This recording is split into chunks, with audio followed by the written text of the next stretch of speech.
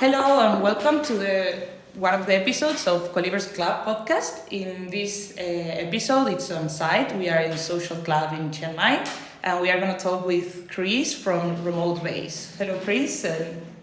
Hello. Really good to be here. Thanks for having me. Oh, thank you for coming. And just tell us a little bit about you. A little bit about me. I'm Chris. I've been a digital nomad for nearly 7 years, and I fell in love with it very quickly. So I made it my mission to help other people live digital nomad life, and my way of doing that is with the Remote Base newsletter. So that's my business, and we are an email newsletter. So we find and curate and share all of the best nomad accommodation deals with a free email newsletter. Yeah, so you are the accommodation guy, right? In your Yeah, my name is Chris, also known as the Nomad Accommodation Guy. Yeah. Cool. Yeah, so we bring you here to talk a little bit more about accommodations and about this from the point of view of a digital nomad, because we find out that there's a different audience of digital nomads and people that stay in co-living sometimes. Some people are digital nomads, but they don't know about the concept. Yeah. So we will want to ask you about when was the first time that you heard about the co-living world? Okay, interesting. So when I started working remotely and traveling, because I didn't really know that there was a name for this, it was digital nomadism at the time. It was like 2018, and it was only after that I learned there's a name for this. It's called digital nomadism. And at the time I was traveling in lots of different places, and there weren't always co-living spaces. I was also traveling with my girlfriend, so we tended to look for private accommodation. So probably the first time we heard about co-living spaces was in Europe. I can't actually remember the specific time or the specific place or the specific co-living, but I remember very, very quickly thinking, oh my god, Spain is like the capital of co-living. Spain seemed to have all of the best co-living spaces and all of the co-living spaces where people would be like, oh, you have to go here, or I'm going back to this place. And then, it seems to have slowly, over the years, it's crept out across Europe, and now we're here in Chiang Mai in a brand new co-living space, not very far away from another really big co-living space in Chiang Mai. So it seems to have evolved very quickly, but I don't know if I can kind of pinpoint this was the exact time or place or day. Do you know when the first time you heard it was? I mean, my first time was when Ramon told me about it, because he has been in Nine Co-living in Tenerife. Okay. Was one of his first experiences. See, in Spain, right? In Spain, Spanish co-living space. Yeah. So he was like, "Oh, we need to go to a co-living. You need to try it." And then we went, and it was. The rest is history. Yeah, now it's our lifestyle, Cool. And about your co-living experiences. I know that you didn't go to that many co-living experiences because, as you said, it was difficult before, and in Asia mostly. But tell us a little bit about how were your expectations, or what did you find out different from Airbnb or a hotel? Yeah, so a lot of what I share is private accommodation, but of course, the Nomad Accommodation Guy has to be involved in all different kinds of accommodation. So sometimes I'm staying in hotels, sometimes I'm staying in co-living spaces, sometimes it's Airbnb or other competitor platforms. And I share a lot of my experiences on LinkedIn. So I'm always writing on LinkedIn about digital nomad lifestyle and where I'm staying, what I'm doing, stuff like that. And at the start of this year, I ran what I called the 6-week co-living experiment. So I went to stay in a co-living space in Colombia, and it was one of the very big brands, which is very famous, and I don't want to say their name But it's online. Because I don't want to give them their airspace. But yeah, they're a really big brand, and if you are listening to this, you probably know the brand that I'm talking about.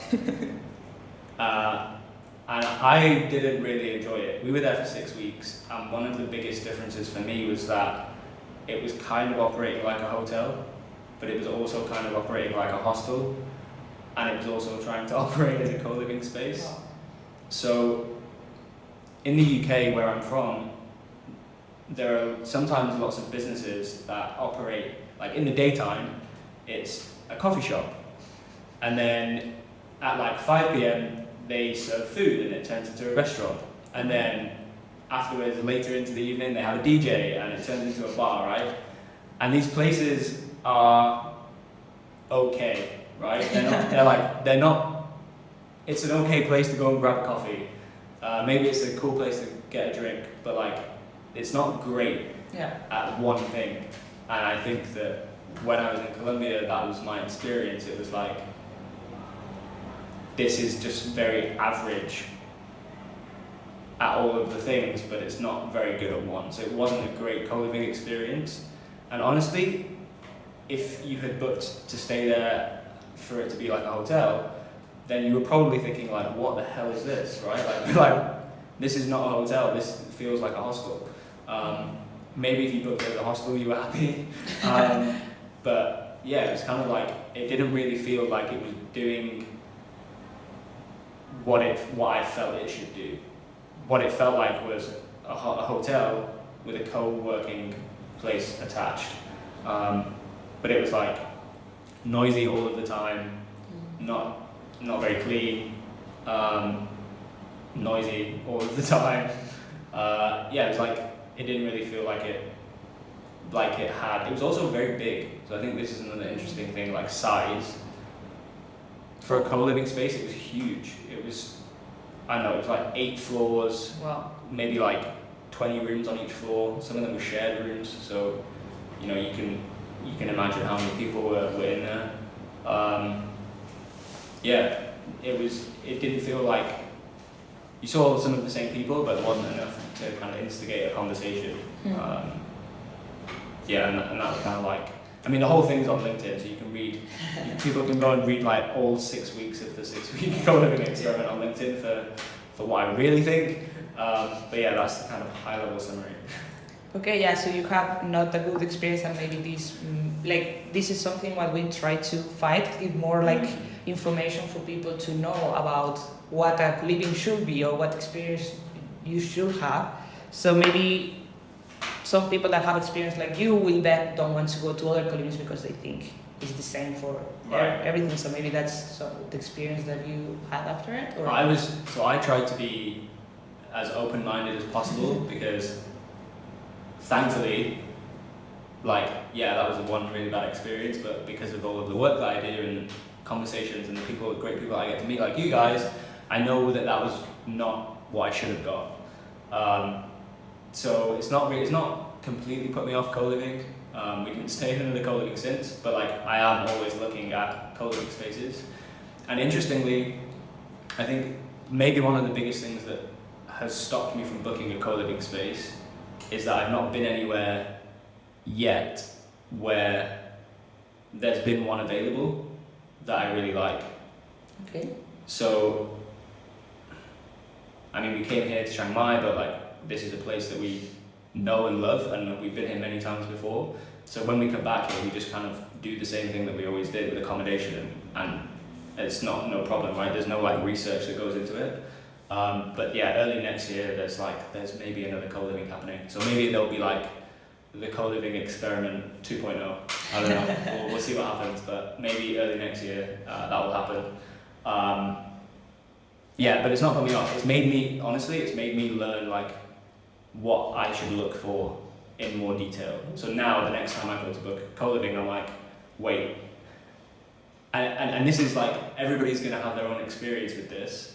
Because what I have learned I should look for isn't going to be the same thing that you want to look for. But the only way to know is to go and do this, right? You have to just go and book one. People who lots of people are I want to do it, but I don't really know what I want, or I don't know what to look for. You just need to go. You just need to stop what you're doing and go to a co-living space and figure it out, because the only way to learn will be to make that first booking. Yeah. Yeah, I mean, we always said that co-living is not for everyone, but everyone should try it. Yeah. So it's maybe something that it's aligned. And I saw that you do a lot of experiments on your LinkedIn. Like this is one of those, but you have like you're now doing an experiment of like digital sharing every day. So right now I'm doing unfiltered digital nomad diary, because everybody thinks, digital nomads is just like drinking coconuts on the beach and everything's happy and there's like unicorns and rainbows and it's all great, but maybe people don't always share the hard work and all of the weird stuff, like you're in a new city and you get lost or whatever. So I'm sharing that on LinkedIn right now, and people seem to like that. It's interesting. I kind of share what I did that day, but I'm also trying to be more personal with it. So I'm sharing like how I'm feeling, what went well for me today, what didn't go so well, and then lots of photos with little timestamps so people can build a mental picture of like, oh, that's actually what it looks like. Because I don't want it. I think maybe something that stops people from exploring is like this idea that they don't know what to expect. So by hopefully sharing some real view of what it looks like, there's like a less scary expectation, and people will come and enjoy places like this and stay in co-living spaces around the world. That's the kind of goal with that. Okay, yeah, that's amazing. But you're doing it in Chiang Mai, I mean, there's not much difficulties, I would say here. But if you try to do it in another place with no internet or not, that will be also more real sometimes. True. I don't know. I'll have to think about some of the challenges. At the end of that, it's like a 30-day diary, so I'm doing it through the whole of the month, and then at the end, I'm going to be sharing like some key summaries. Right, I'm going to look back over the last 30 days and see what they say. Maybe there's some trend in there that I don't even know, but we'll figure it out. Yeah. I mean, there's a lot of work on being a digital nomad.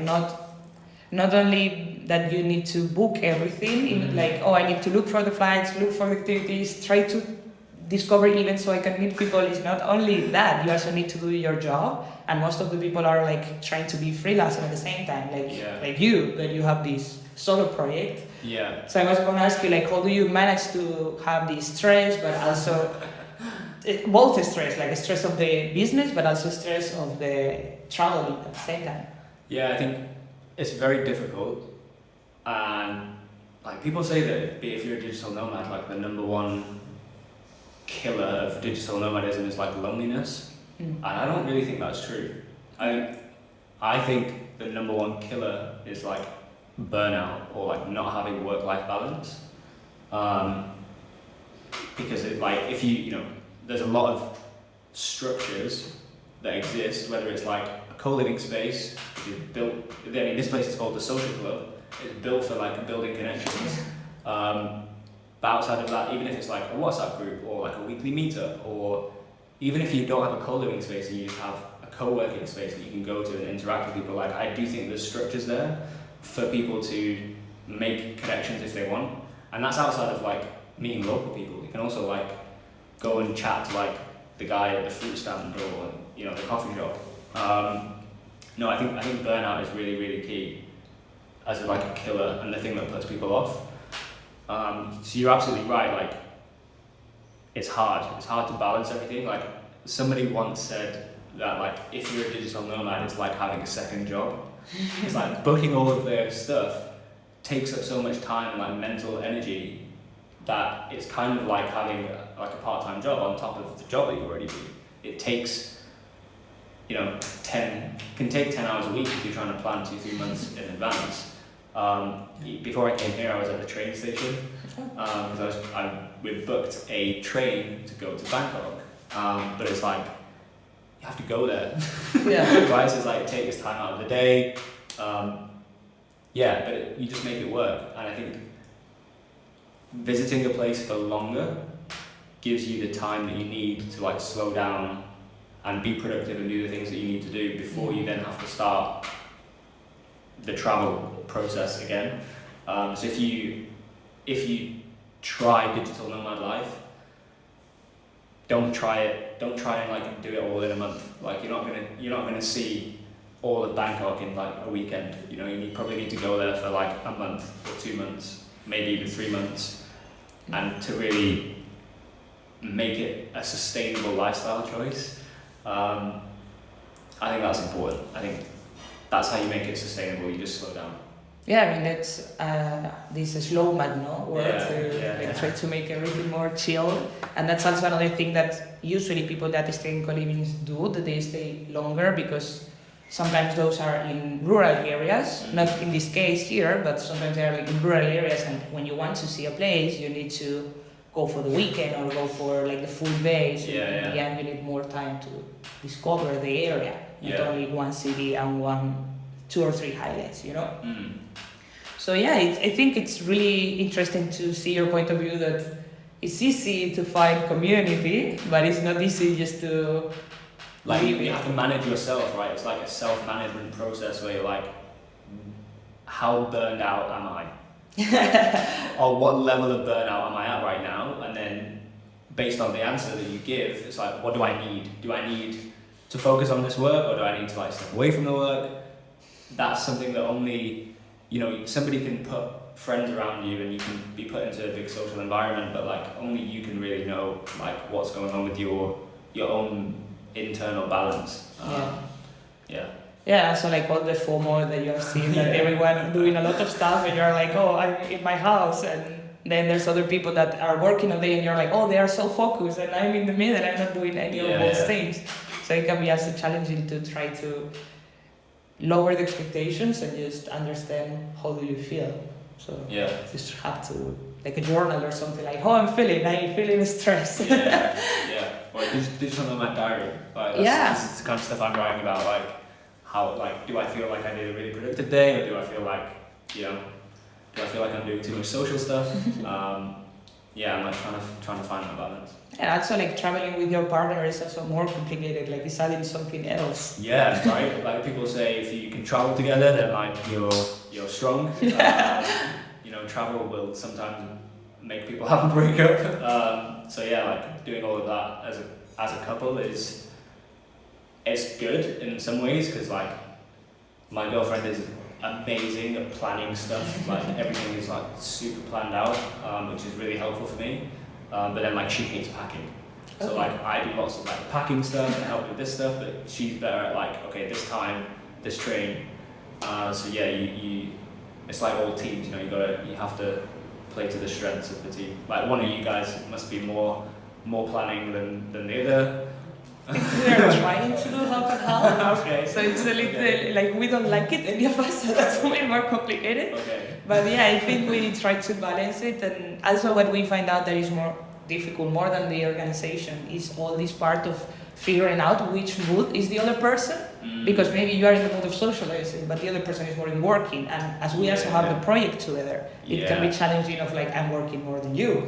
You know, so it's like extra layers on this lifestyle. Interesting. Okay, so who works the most? I mean, don't answer. No. I don't want you to answer. That's mean. No. And also it's different kinds of work, because socializing and talking with people is another kind of networking, and it's complicated to measure. You know. So it can be challenging, and I was going to ask you, because you have been a top 50 influencer and remote influencer in 2023. So I was going to ask you, like, do you think that all digital nomads need to work in their personal brand, or is something that only if you're going to sell something, or if it's not worth it? I think they should, and I'll tell you why. But first, the context on that, like every year this company called Remote does a top 50 list, and it's like top 50 remote enablers, top 50 remote innovators, and I think there's another category, I can't remember what it is. And it's not like, they don't put it in order, they just group people together, and it's selected by 2 or 3 people. I was selected in the enabler category, because remote based basically helps people try to go and begin there.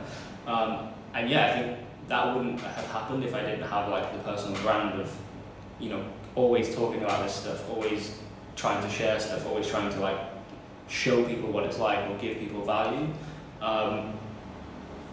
And I think that personal brand is maybe some, like, people already have it, even if they don't realize that they have it.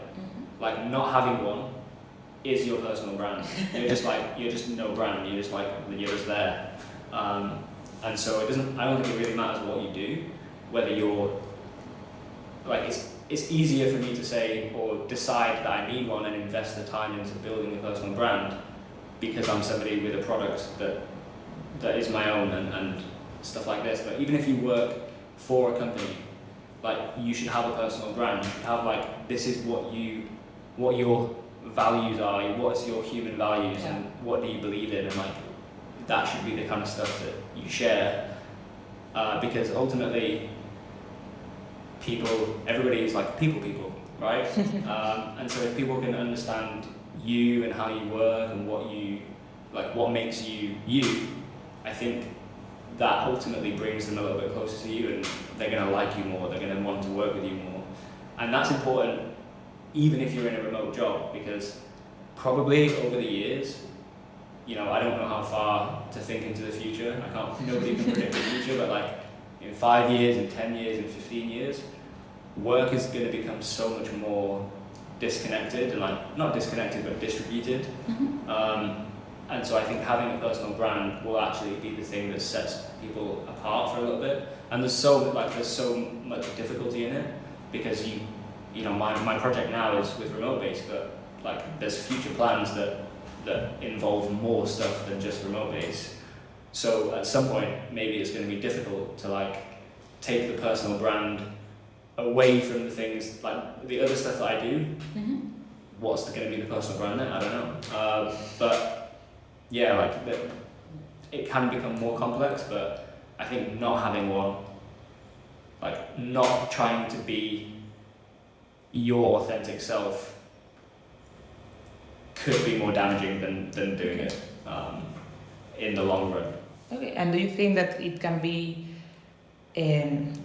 like not good for you to have if you have a personal brand in mind that you are talking about that you're traveling, then you're going to get a lot of companies that don't want people traveling their company. I mean, I know the case of nomads, that there are nomads and their companies don't know about it.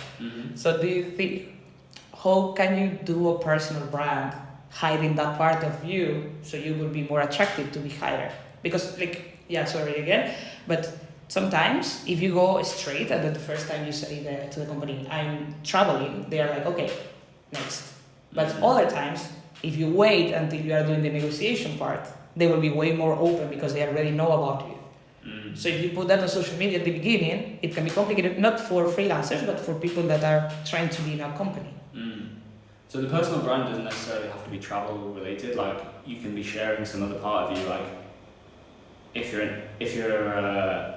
an AI expert, then like that should be the thing that you talk about. So yeah, it depends on the product, right? If you work in product marketing, then like talk lots about product, right? Like there must be something that you really like about that role, or that, you know, the tasks that are involved. Maybe it's like design, or maybe you're a salesperson, right? Like maybe you do accounting and it's like accounting is really boring, is what generally people think. But if you love it, then talk about the fact that you love it, and talk about the fact that, you know, seeing all of the numbers match up makes you happy or something. Like, if that's the thing that you love or that motivates you, then that should be part of the personal brand. And then, yeah, the travel stuff is maybe personal but not personal brand, right? Yeah. And then maybe if the company doesn't want you to travel, just don't tell them. Maybe. Yeah, I think it depends on what kind of company do you want to work with, and also what kind of topic you want to focus you. Because if you're focused on traveling or remote worker or digital nomad, you cannot lie about it, you know. So yeah, I like the idea of focusing more in the professional aspect of of your life than just telling everything to everyone. So like another question I have is like moving this to the co-living world. Like some co-living owners have difficulties doing marketing and reaching more people. So most of them are doing branding for their co-living, and some of them are also doing it like personal brand of themselves, so linking both. What will be like recommendations for someone that is just starting on co-living and they're like, okay, I don't have any audience, I don't know anyone, I never went to another co-living, how can I start reaching the co-living people? Yeah, that's a really big question. So, like a lot of people who start a co-living space, it's because they used to be a guest. So like you visit a co-living space and you're like, wow, this is amazing. This is like, I want to do one of these. And that's great, but like not everybody has people might have like the personality or the strength of like building the environment for co-living, but I think selling it, for some reason, people who are very good at building co-living spaces aren't very good at selling co-living spaces, and I don't know why that is, but like you see over the years, you see like very, very good co-living spaces close or struggle, or like the people running it, they don't have they don't actually make money on it. It just kind of like it survives, but it doesn't thrive. And there's very, very few that like just go to the next level and constantly like evolve and change and keep growing, and you know, they're the really famous ones, right? They're all in Spain, capital of co-living. But yeah, I think one thing that people should do is like recognize that, and like if you really need to get external help, like go think about where your customers are, like what do they do, where are they? Maybe they're at other co-living spaces. Maybe they're members of the remote-based newsletter, or they go to the weekly meetup, right? Like co-living and community is all so often linked with, like it's all interlinked. So this is a really good example actually. So like the social club is a really good example of how it's all very open. Like they have so many events here. There's like an event every day or something. But there's also events that happen outside of the co-living space, and they welcome people from this co-living space to go out and explore those other spaces. And I think that's because they know that that's how the word will spread. But often it's the case that co-living owners will kind of they feel the need to keep everything internal. And I get that.